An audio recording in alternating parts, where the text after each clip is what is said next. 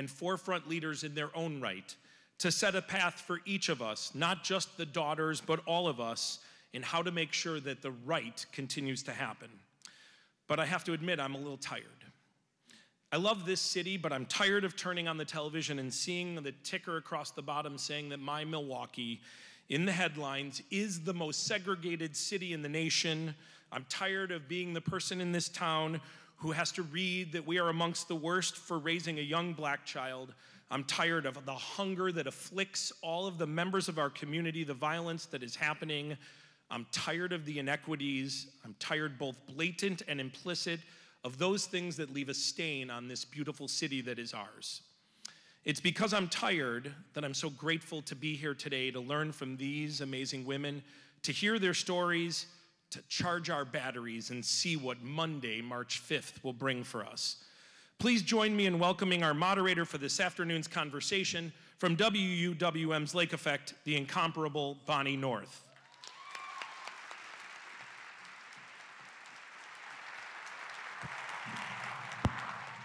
Thank you so much.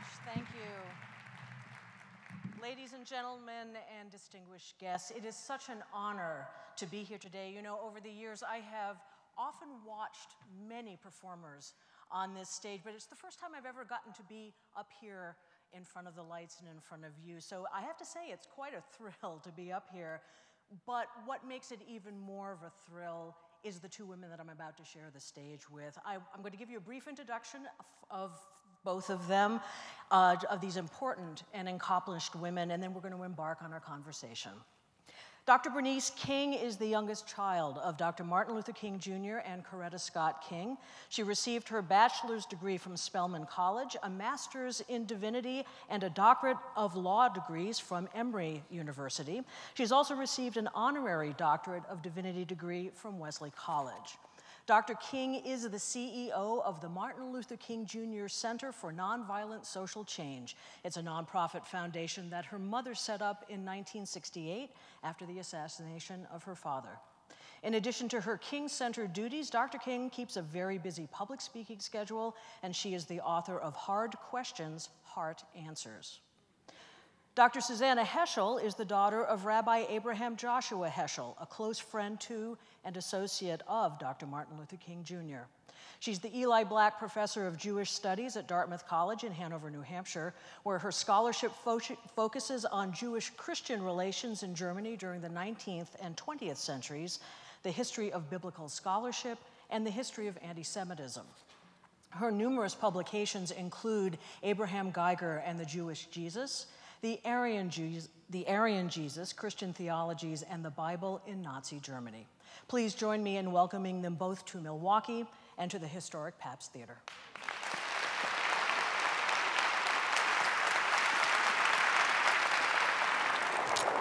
Thank you.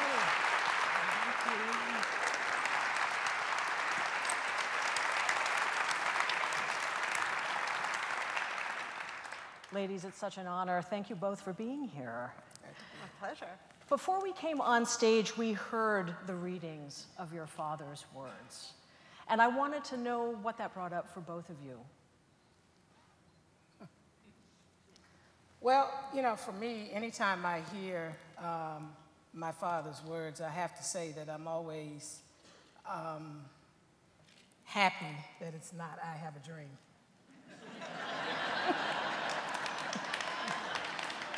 Because I think some people believe he just has one great speech.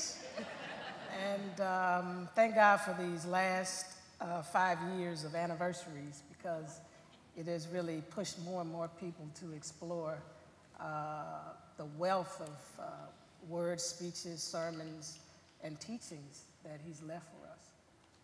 Susanna? I would say that every time I had the privilege of hearing Dr. King speak when he was alive, and then of course in recordings, I find myself deeply moved.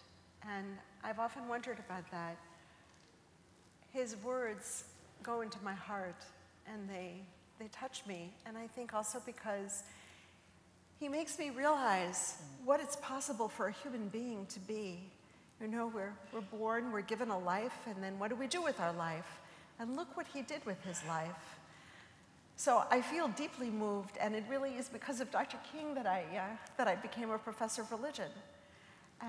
I also remember the words that were read by Cameron today, by my father, words when he introduced Dr. King. It was in 1968 in March, and it was a gathering of rabbis, as Cameron said, and I was there that evening. And all the rabbis went into a room. It was at a hotel in the Catskills, a Concord hotel, and it was after dinner, and everybody held hands like this and sang, "We shall overcome," in Hebrew. And Dr. King came in and he said he was so pleased. He had been all over the world and heard "We shall overcome," and this was the first time in Hebrew. And so that was a wonderful occasion. And of course, yes, he was a sign that God has not forsaken the United States, and we cling to that hope.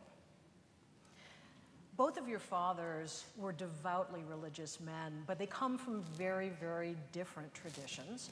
Although, as Mark said, there's a lot of similarity as well. How did they meet, and why do you think they made such a strong connection to each other? I'm going to refer to you. So they met in Chicago at a conference in 1963. It was a conference organized by the National Conference of Christians and Jews, and the topic was religion and race. And they each gave a keynote speech. My father's speech began by asking, when was the first summit meeting on religion and race? It was when Moses went to Pharaoh and said, "Let my people go."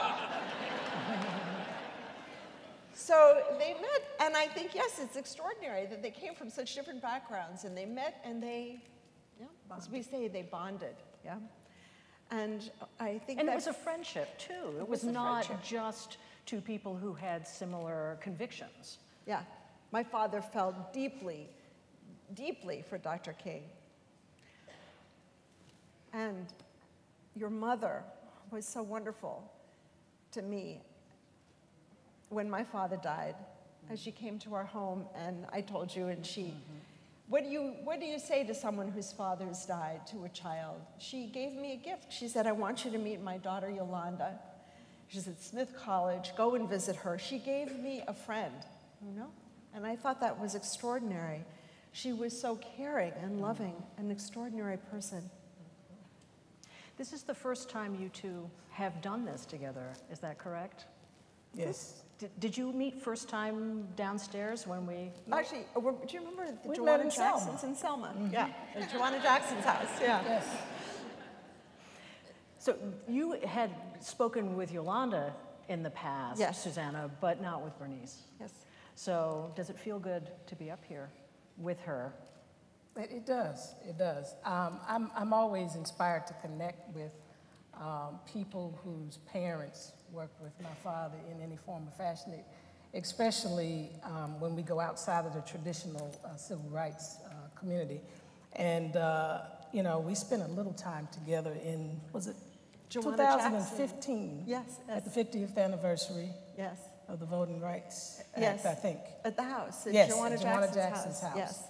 A home that my father spent some time in. In fact, he was at that home the night that President Johnson made the speech where he talked about, was it "We Shall Overcome"? Yeah, he concluded, yeah. Where he concluded his speech. And so we spent a little time in that home 3 years ago now. Actually, this weekend is Bloody Sunday again. That's right. So we are connecting 3 years later. That's right. Wow. Yeah. It's great Yes. that you're here. Bernice, you've talked how your father felt so deeply about the interconnectedness of the faiths, and I'm hoping you can elaborate on that a little bit for us. Well, I think what a lot of people don't necessarily realize, or they may not think of it this way, I always tell people that my father was a truth seeker, and that although he had his own fundamental beliefs and grew up in a Christian home, as he studied in both Morehouse as well as theology school, and he studied many theologians, many philosophers, and was not afraid to engage them critically and extract what we call threads of truth from different philosophers and different theologians to help shape and define his philosophy and methodology of nonviolence, and even just the way in which he spoke and identified with humanity. And so that's why I believe he is so appealing, because he used universal language that connects all faiths. And so when we think of him, I just challenge people to think of him not just in the narrow sense of a civil rights leader. He really was a global thinker and a global leader. And he challenged us in the latter years of his life to begin to think more globally, to realize that we are really global citizens, that we've inherited what he called this world house. And our responsibility in this world house is to learn how to live together, as he said, as brothers, and I'll add sisters. He was writing in the context of that time, but as brothers and sisters, or together, we'll be forced to perish as fools. Susanna, you've said that Dr. King gave the Jews the Bible back, and I'm hoping that you will elaborate on that a little bit. You know, I speak as a scholar as well as a daughter. I've studied the history of Jewish-Christian relations in Germany. My father came from Warsaw, and he went to Germany, to Berlin in 1927 to study. He felt Berlin was the intellectual center of the universe at the time. Great thinkers, poets, writers, artists, musicians. But then, of course, Hitler came to power in January 1933. But even before Hitler came to power, there were German theologians who said that the Old Testament is a Jewish book and has no place in the Christian Bible. They said that Jesus was not a Jew, but an Aryan. In fact, there was a popular novel, a bestseller in Germany, that said that Jesus was actually born in Schleswig-Holstein. Jesus was really German. But you can imagine what it meant to my father when here there were Christian ministers who wanted to get rid of the Hebrew Bible. And he came to America and he met Dr. King, who made the Exodus the central motif of the civil rights movement, who quoted the prophets over and over. And of course, for me, I mean, you should forgive me, but my Hebrew school was not exactly child-friendly. And he revived my spirit. He made me fall in love with the Bible and the prophets. And I think for many Jews, just remember what time this was. Starting in the 50s, it was just a few years after the end of that war that devastated, that destroyed European Judaism, that murdered 6 million Jews. We were in shock, we were in trauma. And Dr. King gave us our Bible back and made us proud to feel Jewish. He gave us our souls back.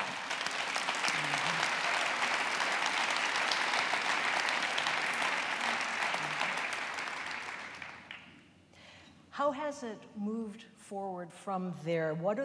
How have those threads stayed connected since the 1960s between blacks and Jews? Is there